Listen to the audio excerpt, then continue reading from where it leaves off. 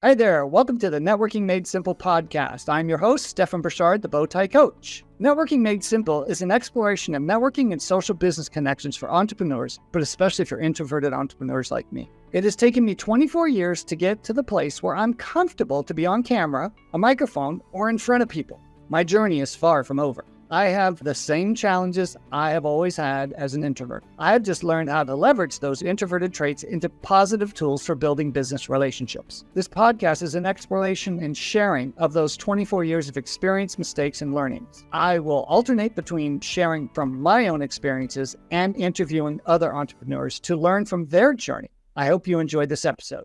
Hey there, welcome to Networking Made Simple, the podcast that demystifies the art of networking, especially for introverts. Today, I have a special guest. This is Kamille, Coach K, I call her.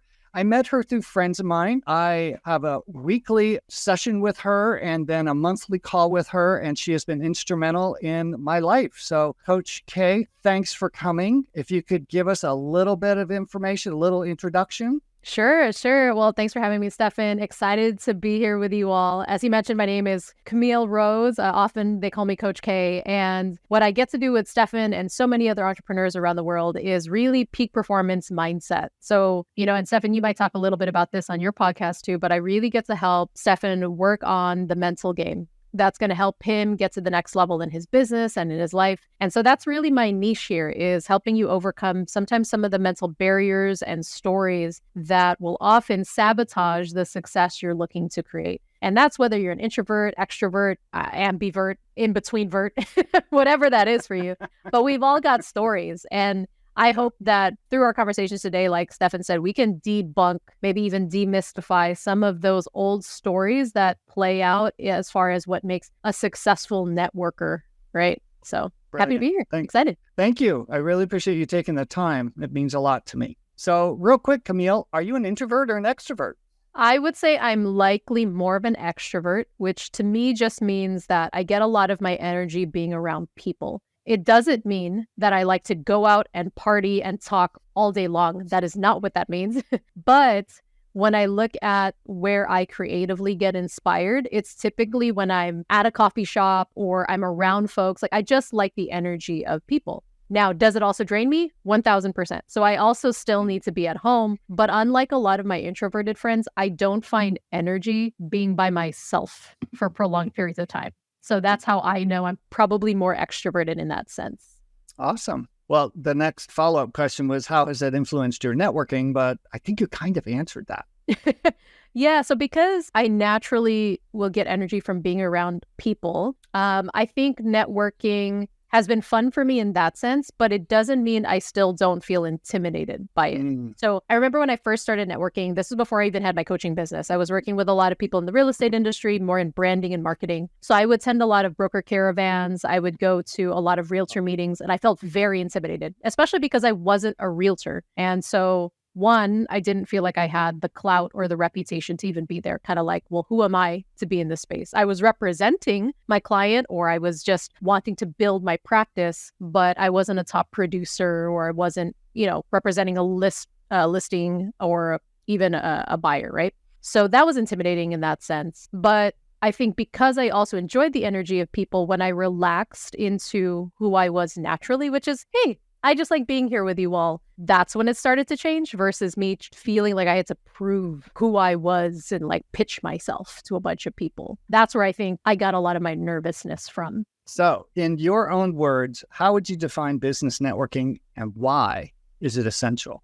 To me, business networking is just basically developing relationships. That's all it is. Connecting with people, developing relationships. I never liked the word networking. In fact, before I even started my coaching practice, I did a workshop. I think it's still on YouTube. It's probably one of the oldest YouTube videos I have on there. If you just look up Kamille Rose networking, you might still find it. And I talked about how networking should really just be renamed developing relationships, because as humans, a network means nothing to us, right? If you're a computer, fine. if you're a phone system that has, that has meaning to you, but like we're not designed to network. We're not a net. Yeah, we do work, but that doesn't make sense. So that's why to me, if I just say developing relationships or connecting to people, that might have more meaning because that's really all it is at the end of the day. You're connecting to folks, you're developing relationships. Do you need to be in long-term relationships with everybody? Absolutely not.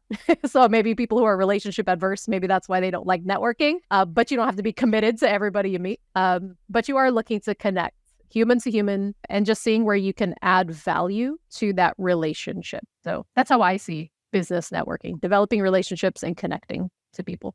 That's actually brilliant. That's one of the points I bring up in my class, networking for introverts, is that's what I talk about. It's like, this is about building quality relationships. And actually introverts are really good at that because we listen and we ask really good questions. And, agree. And over time, all of us learn to do that. So my question to you as a follow-up to that was, if you're going to a networking event, are you going to look to connect quality with a few people or quantity with a lot of people? I don't know if there's one right or wrong answer, but for me personally, I much prefer quality with a few, simply because I find no fulfillment or enjoyment talking to a bunch of folks and just grabbing business cards, right? Or if that was the old way of doing things, getting people's Instagram handles, email addresses, things like that. That's just my style. I like that because I enjoy the intimacy of relationship. I like learning about people's stories. I like picking up on nuances in conversations. And you said this actually really well. I've found whenever I'm actually coaching people on networking, which I used to do a long time ago, I would tell all the extroverts in the room that you're going to do the worst at this workshop. And they would be like, shocked because they thought that they were going to be the best. And I said, actually, my introverted folks, people who identify with that, are going to do the best at this exercise because you're such good listeners. Not all, but what I've found is that those who talk less and listen more do the best at networking. Now, I think somebody hears that and goes, how can that be true though? Like, you can't open a conversation by listening. And I said, well, actually you can, because usually the strategy there is find the group, because there always will be a group or someone dominating the conversation, right? They want to be the star of the show. Find that wherever he or she is dominating the energy, sneak in, listen, or pay attention to the people around, and then make the other people feel valuable. Like, oh, do you agree with what they said? Or, hey, I really like your bracelet or your notebook. Where did you get it from? Those are all questions. I'm not dominating the conversation. I'm showing genuine interest with somebody else. But those are much better openers than, hi, I'm Kamille Rose. I do this, this, and this. It's like very overwhelming for a lot of folks. Yeah. You brought up something that one of the things I teach in networking for introverts, because people are like, well, God, what do I do if I just don't know what to ask? Compliment their clothes, compliment their hair, compliment their shoes, for God's sake. Anything that breaks the ice, and starts the conversation going. So what are some challenges you've encountered in networking, and what strategies did you employ to, I don't like the word overcome, but to deal with those challenges? I don't like that choice of words either, but you get what I'm asking. Yeah. So there were two things that came up as you were asking that. The first one is getting out of a conversation with somebody who is talking way too much, and I got to move on to the next. And you're laughing because I know you've experienced this before. Part of, I think, the nuance of networking, if you will, is that, yes, you're looking to develop relationships, but you also need to do it efficiently and strategically because you have very limited time and you are just trying to make initial contact, right? I'm not trying to go on a first date with you. I'm just trying to see if I want to even go on a first date with you, so to speak, right? Which would be a business meeting, a coffee, a tea, whatever. And so some people, especially if you're a great listener, they haven't been listened to in a long time. So they are just word vomiting. They're treating you like a therapist. They're talking to you like, oh my gosh, my partner does not listen to me the way that you listen to me, right? And for all of you introverts, that'll be your strength and your weakness, right? And so for me, the art of moving on without offending somebody is really important. And so how do you do that? An example that I would often do is say something like, oh my gosh, you know what? I absolutely love that story. Why don't we do this? Just because I have limited time while I'm here. Can we exchange contact information and maybe we can continue this over coffee, right? But I do want to hear more about what you have to say or learn more about your business. So it's my way of creating a boundary like, hey, I'm also here for business, meaning that I have a limited time here. I got to get home to my husband, my kid, my whatever. I have another meeting. And I do have somebody else I gotta connect with, but I do want to continue hearing what you have to say, right? I'm not saying like, you're talking way too long. Please shut the F up. I need to move on.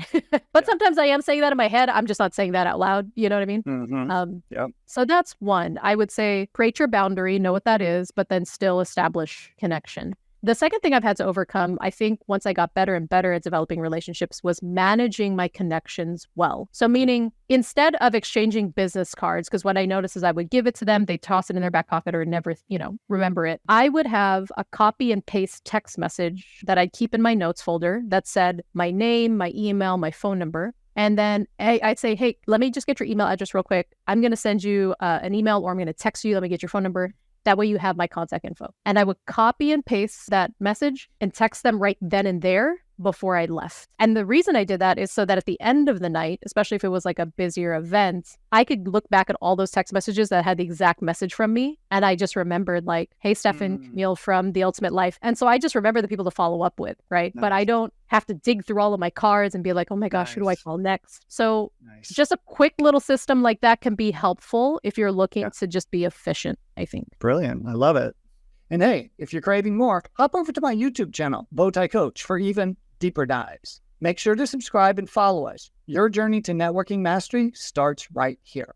We may have touched on this, but what specific advice would you give to an introvert regarding networking? Sure. If you're an introvert that is feeling that your natural personality is a disadvantage for networking, I would challenge that story first, because that's not true. It's completely false. There is no right personality for developing relationships other than just the genuine desire to develop relationships.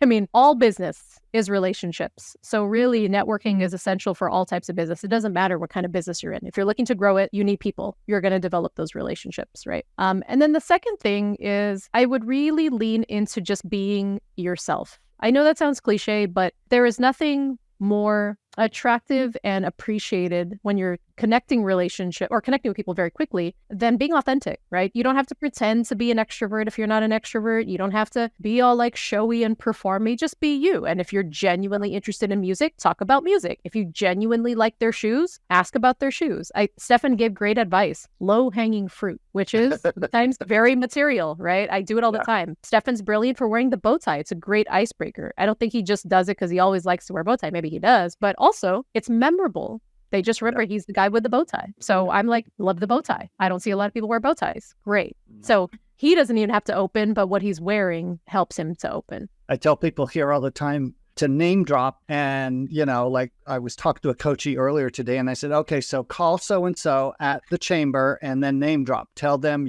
Stefan the bow tie, and boom, that'll be it. Then he'll take good care of you. And so he's like, really? I got to say the bow tie? I was like, dude, if you want them to recognize me, you have to say Stefan the bow tie realtor. Yeah.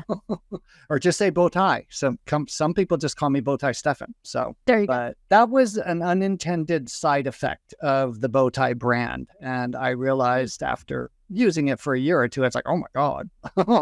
This really works in my favor. So what would you tell an introvert how they could manage networking without feeling drained or exhausted at the end or overwhelmed? One, you need to know yourself, meaning you have to know when you need to step outside of the room, take breaks, go to the bathroom, refuel, etc. And the only way you're going to learn that about yourself is by actually doing it, right? Yeah. I don't think there's a preset formula. Everybody's personality is so different. But one of the things that I would often do, because even though I'm considered more extroverted, like I said, sometimes I'd walk into a room and it was less about my personality being energized about people, but more about I had a story of insecurity. I didn't think I was good enough. I felt very invaluable. I compared my income to what I perceived their income to be, and the thought that made me invaluable, right? So I had a lot of these stories. So what I would do before I'd even walk into a room is before I walk into the door, I would take a deep breath and I would say a little prayer to myself. And I would do this thing called blessing the room. And I would just literally, bless everybody in the room. I would thank God that I had the opportunity to meet with them. And I noticed when my heart was positioned in a place of gratitude for the opportunity, it took my focus away from me being less than and now me being abundant enough to be here. And wow, what a blessing to be here. Even if I meet one person, maybe that's the one person I needed to meet today. So that was one way for me to manage my energy. If for you, you need that breath before you walk into a room, try that, right? Send a blessing to the room, pray for the room, set an intention, and then I go in. And then second, if I notice I'm uncomfortable, because especially when I was in my like mid-20s and I was meeting a lot of folks, and I was also still single at the time, the weird thing about networking then is it became like a weird, like people also looking for a date sort of thing. And I didn't have a wedding ring on. So maybe I should have faked having a wedding ring. But I noticed instead of business relationships, I feel like I was getting hit on. So I think as a woman, a young woman at the time, I had to create some boundaries around like, all right, I'm not comfortable anymore. So I'd go to the restroom, or I'd have a friend that I would call and be like, hey, I got to be at this event for another half an hour for business, but can I just have fun with you for a second? Like, just chat with me. I'm going to step outside, pretend I'm on a busy, business call, but tell me something funny about your day. So I'd have these sort of little systems in place just to hit the reset button for myself. No one is the wiser. I could just be like, oh, I'm talking to a client. It's my best friend telling me about his date last night.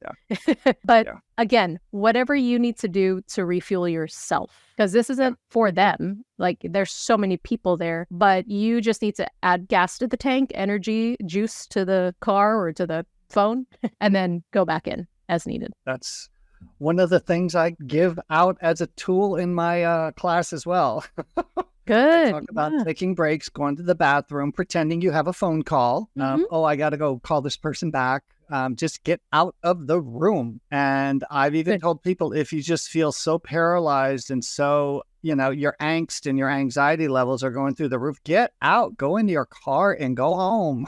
And then to figure out, what do you need to learn from the experience? Because I suspect there's some self-care that didn't happen if somebody's, anxiety's going through the roof. So let's get a little personal. We're getting towards the end. So do you have go-to book or resource for your inspiration besides your spirituality? Sure. Which you kind of touched on. Right. So you're talking about like self-development based? Yeah. I would say one of my favorites of all time is actually more of a fable, but it's The Go-Giver. I believe it's by Bob Berg. And this story is just so beautiful. It's such an easy read. You could knock it out in half a day. And they've got a whole series on it, but it's just about what it looks like to be a go-giver versus a go-getter. I think, especially when it comes to networking, maybe the energy often can seem like, oh, I got to get as much contact as information as possible, blah, blah, blah, I'm going to get business. But if you come into this wanting to give, and that's what the main character in the book goes through, it just changes the game. Like, I feel so many more individuals are attracted to you for the right reasons, maybe some for the wrong, but for the most part, it makes it an attraction game versus a chasing game because you truly are wanting to serve and give. So I would say, for the sake of what we're discussing today, that would be my go-to, is The Go-Giver by Bob Berg. That's awesome. That reminds me of Ivan Meisner, who's the founder of BNI, and Giver's Gain is the motto of BNI, is Giver's Gain. So it's the same thing. How do you get your day started? Do you have a routine? So in my coaching, one of the things you've heard me talk about is I'm a lot more of a rhythm person versus routine. Similar concept, the idea of doing a similar thing day in and day out. But one of the things I always start my day with, other than prayer, is gratitude. And Stefan, you're a part of this, is I have a gratitude group text that has been going on since 2018 now. Every morning before a certain time, everybody in the group texts one thing that they're just so grateful for first thing in the morning. And I don't feel grateful every morning. It's not like an emotion I wake up with and I'm like, wow, rainbows and butterflies and life is the greatest. Admittedly, I started that because I used to wake up feeling very depressed, very anxious. I didn't know why. Yeah, I don't suffer from anxiety, and in my mind, I don't have a legitimate reason to just feel anxious every day. I have a roof over my head, food in my belly, great family, but I just would feel it. And so one way for me to combat that was refocusing my mind first thing to, okay, what can we be grateful for? Even if I don't feel it, let me do that. And what I've noticed is when I do it with a group of people, it becomes the best social media feed alive, because I just wake up to just reading everybody else's blessings. And it's just so cool to see, including Stefan's. I get to read his every morning. I'm like, yeah, I'm grateful for that too. Like the thing he's grateful for his life, I reminded, oh, I'm grateful for that in my life too. I appreciate that routine. For me, that's the last step of my morning ritual is after I do my meditation and prayer, then I do my gratitude, I share my gratitude, and then I read everybody else's gratitudes. Oh, that's And it just, I agree with you. It sets the stage. There were days where I was just, and reading other people's gratitudes just bounced me right out of that. So for me, it gets me out of me. Yeah.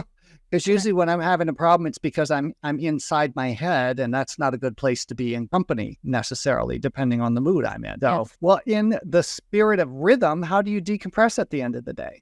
That's a great question. I am currently the mom of a toddler. So sometimes my decompression is if he's Chasing. asleep, I am dead tired and I just fall asleep. So I don't even have time to decompress. But when I do have some space to decompress, I do also like to just reflect on what have been, I call it the 3 amazing things that happened today. I like literally look for it. And as much as possible, if I'm not too tired, I write it down because it's different when you start writing it. Like, yeah, this did happen. I forgot about that. This did happen. And this did happen. And then the last question I like to ask is, who am I so grateful for today? So it's a similar concept is I'm still focusing on gratitude because naturally you're tired from the day, maybe stress, frustration, maybe something bad happened. But if we can focus on the bad, we know then we can also focus on the good, right? The good is always available. And I think that's been the discipline and the practice to help me decompress from the stress sometimes. Well, Kamille, thank you so much for being here. Thank you for taking the time to let me ask you questions and get to know you a little bit better. If people want to reach out and get a hold of you, how is the best way for them to get in touch with you?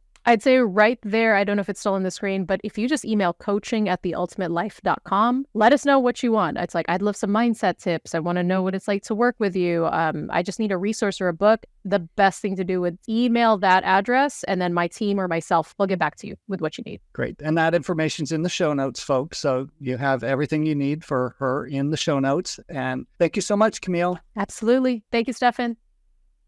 To learn more about Networking Made Simple, make sure to subscribe and leave us a review. Hey, you may even enjoy my YouTube channel at Bowtie Coach. Thanks for listening, and I hope you'll join me on the next episode.